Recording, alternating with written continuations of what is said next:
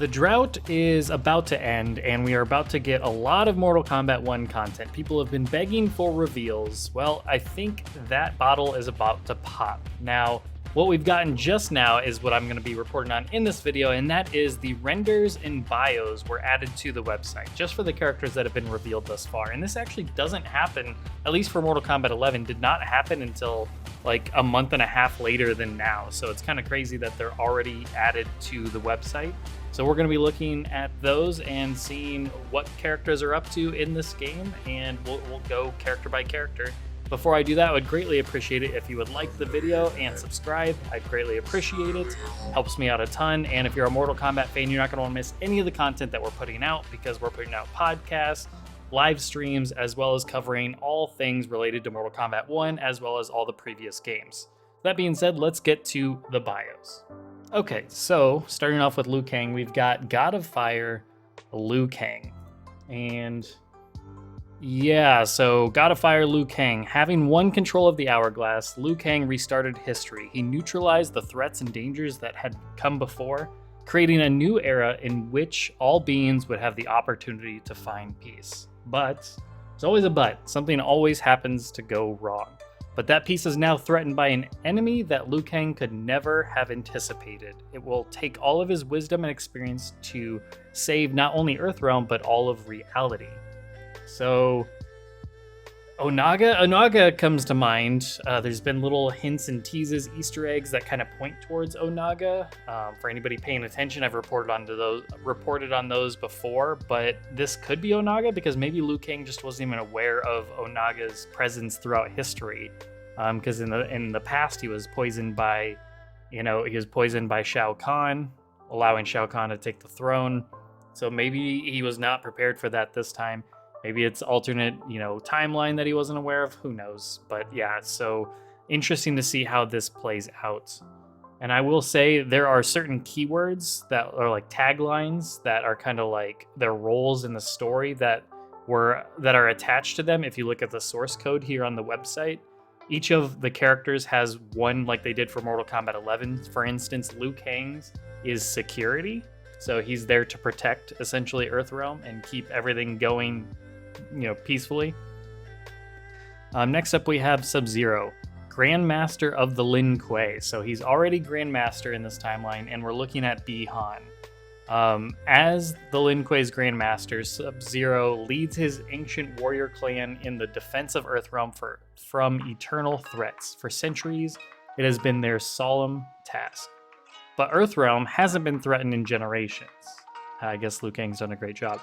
And SubZero sees no point in limiting his clan to preparing for dangers that may never come. Under his leadership, the Lin Kuei will come out of the shadows and fight for its place as one of Earthrealm's great nations. So this sounds like more of like a SubZero. It honestly is giving me like Sector vibes.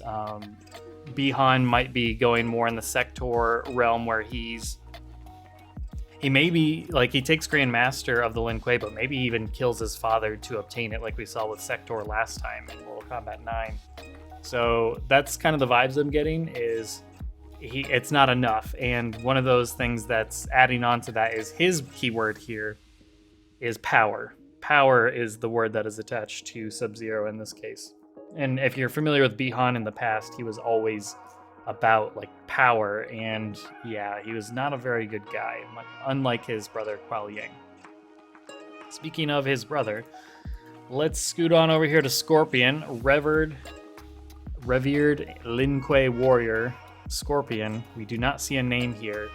Like his cherished father, Scorpion is dedicated to the Lin Kuei and its defense of Earthrealm. When his father died, Scorpion was bereft, though he took pride in knowing that his brother, SubZero, would succeed their father as the Lin Kuei's Grandmaster. But SubZero's unprecedented moves to cast off the Lin Kuei's traditional duties have frozen Scorpion's enthusiasm. He fears that he may one day have to battle his brother for control of Lin Kuei's legacy. So honestly, this sounds a bit like Bi-Han and Kuai Yang. Obviously, there's been rumors that Scorpion's actually Kuai Yang in this universe. We don't know that to be a fact yet. That's just people speculating. But yeah, this sounds very much like Scorpion's the good guy. Bihan SubZero is the bad guy, or, you know, maybe not necessarily bad, but he's just very... It seems like he's very power hungry and maybe making some bad calls with how to handle the Lin Kuei. Honestly, he could go like the Cyber Initiative route. Who knows? We'll see. But yeah, Scorpion. This is going to be the reason why we see Scorpion feuding with SubZero this time around, it seems like. And Scorpion's word was honor for Katana. Back up here. Katana has one purpose in life, and she is the Princess of Outworld here. Notice the Princess of Outworld. So Edenia is seemingly no more and is merged with Outworld. It's pretty Outworld. We don't know how that happened or what the backstory is there exactly. But Katana has one purpose in life, and that is to aid and protect her older sister, Molina, as she prepares to rule Outworld one day. So this is a bit of an interesting shakeup here. The steady-handed Katana ignores the calls of those who advocate that she should replace her impulsive sister as heir. Instead, Katana will defend the realm by fighting to make Molina the best empress possible. She will also fight to hide the dark secret that could end her sister's reign before it even begins. So she's the younger sister this time. And she is not going to be the one that, you know, takes Sindel's place, assumedly Sindel's place on the throne. It's going to be Molina this time. And her one sole purpose is basically to protect Molina and be there for her and all that. So that's cool. That's a nice shakeup and new interesting role for her to have, I think. So I'm curious how that's going to play out. And we've got Johnny Cage. 21st, and Katana's word was duty. So that is her duty to protect Molina, as we saw. For 21st century action hero Johnny Cage, like many stars before him, Johnny became addicted to his fame. He came to measure his self-worth by his fans' adoration and their praise of him on social media. So obviously we're looking at modern times here if we're having social media and all that involved. I can't imagine this taking place in like the 90s unless they just want to mix up what technology was around for when. But it seems like maybe like ages and all of the events kind of got pushed up to more modern times, which is not, that's something that's pretty common with like movies. Like think of like the Friday the 13th remake, right? Or other film remakes. Instead of just remaking them back in the 80s, they will just take that same kind of story setup and make it in modern times. But with his star now fading, Johnny is fighting an uphill battle to remain relevant. He joins Liu Kang's Earthrealm champions, hoping that it will provide his career and his fame a desperately needed boost. So his story actually seems very much the same as it was before, very similar. It's also noticeable, we got a different attire here for him, which is kind of cool. This is a bit like a typical like workout shirt, and then he's got it almost looks like boxing shorts on here. I don't see those as pants, but yeah, it looks almost like boxing trunks, which is kind of cool. And him with the glasses. So this actually looks really good, I think. And his word is vanity, which is very much Johnny Cage. Then we have Kenshi, restorer of his family's name, Kenshi Takahashi. Once one of ancient Japan's most honored families, the Takahashis were decimated in battle. They lost everything, including the emblem of their power, the revered sword Sento. Those who survived joined the Bakuto, a predecessor of the Yakuza, for its protection. 5 centuries later, Kenshi is raised on the stories of his ancient family's exploits. Detesting his corrupt Yakuza life, he pines to free the Takahashis from the Yakuza's grasp and restore their name. But for his family to follow him, Kenshi must first fight to prove that he can lead. His first battle is to find and retrieve Sento. As we saw in the gameplay trailer, the little story bits in there, it seems like Johnny Cage maybe bought the sword at an auction or something, so now Kenshi is going to retrieve that sword from Johnny Cage. So it'll be interesting to see how that kind of those characters interact together and what all happens. I love the idea of like Yakuza Kenshi, but he's not a bad guy. He's actually trying to restore his family's name and get them away from the crime and the corrupt nature of the Yakuza life. So he's trying to basically, he's a good guy trying to get away from that life. So I think that's actually a really cool backstory for Kenshi. And his word is revival. Very fitting to revive his family's name. And then we have Kung Lao. Youthful warrior with dreams of glory. Kung Lao, born and raised in the village of Fengjian, I don't know. I'm probably butchering that. Kung Lao has spent his life toiling in the fields. It has been an honorable life, if not a glorious one. So once again, we kind of saw that in the reveal trailer of him working the fields. Kung Lao's greatest fear is that his life will amount to nothing. He prays fervently that he will be called to do something bigger. His prayers are answered when he is asked to join the champions of Earthrealm. As a warrior fighting for its honor, Kung Lao knows that his victories will be long remembered. So he is fighting for, his word is prestige, so that makes sense. Kung Lao's it's very in line with Kung Lao of the past to a degree. So his doesn't feel that much different. And then we have Molina here.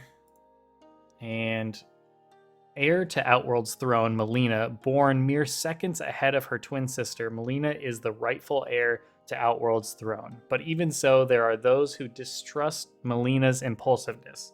They whisper that Katana, with her steadier hand, should replace Molina as heir to the throne. As Molina fights for legitimacy, she hides a horrible secret. She is infected with the dreaded and lethal Tarkat disease. Were her affliction found out, Molina would be forced into battle to save her throne. So that last bit is interesting. I don't know how she'd be forced into battle exactly, but the Tarkat disease? So her story feels very different in a way. So now she's the heir to the throne, and no longer is she a clone of Katana. She's actually legitimately a twin sister, at least as it says here. And she was born just seconds before. And she's not like a clone that was mixed between Tarkatan blood and Edenian blood, like Katana's blood, like we saw Shang Tsung do in the old timelines. Instead, this time, she seems straight up like Katana's sister, and legitimately, and she gets a disease from Tarkatans, the Tarkat disease. We don't know anything about that really. What I think of it as is like, it sounds like what you would imagine from essentially like a zombie or a werewolf or a vampire. So maybe expect a little bit more of that for Baraka this time around. Like he himself is like a werewolf, a vampire, a zombie type. It'll still be Tarkatan, I'm sure, with the mouth and everything like we've seen. But in this universe, now the Tarkatans can spread their disease to others, much like those, character lores that I just mentioned. So who knows how this plays out? Is that accurate? Is that just a ruse? Was that lies she was told? Is it like a Wonder Woman situation where she was told about her birth and lied to and to fit in or something? Or is that legitimately what happened and she really has this disease, and that's the reason we see maybe Molina go from a loving sister to more of a feral, rage-filled beast like we've seen her in previous games, resentful and all that. So maybe it kind of brings out that feral nature out of her. That's part of what the disease does. So it'll be curious to see how that plays out. And then we have, last up here, let me move my camera. We have Raiden, who is, and for Molina, before I forget that one, is Respect, which is an interesting one for her. Respect. I wonder how that's going to play out. And then for Raiden, we have Champion of Earthrealm.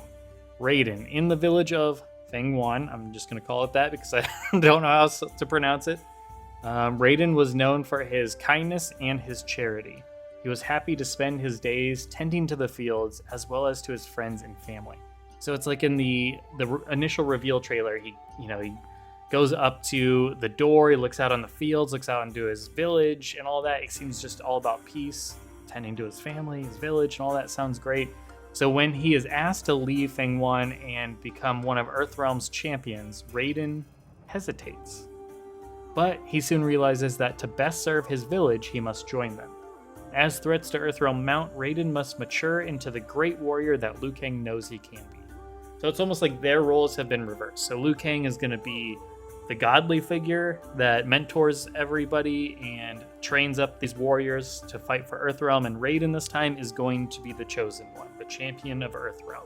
He will be the Liu Kang of this timeline. At least the setup is that is what it's implying. And his word is stability. So this is interesting. I'm really curious. There's nothing in here. Like there's some definite changes here, but there's nothing in here that like I'm not wanting to see through. Like my curiosity is piqued. I'm really curious how this Molina stuff is going to play out, and I think the Kenshi backstory sounds really awesome. So I'm curious how that will go. SubZero and Scorpion. It'll be interesting to see how that plays out. Yeah, I'm excited for this, and I just want to know more. I want to know more characters. I want to know more about them. I want to know how this all plays out. So I'm definitely very intrigued by all of this. Let me know what all of you feel about these bios, what the characters are looking like, what their stories, their bios are this time. Anything that you love, anything that you're hesitant on or don't like, let me know in the comments below, as well as once again, like the video and subscribe, and I will see you all very soon.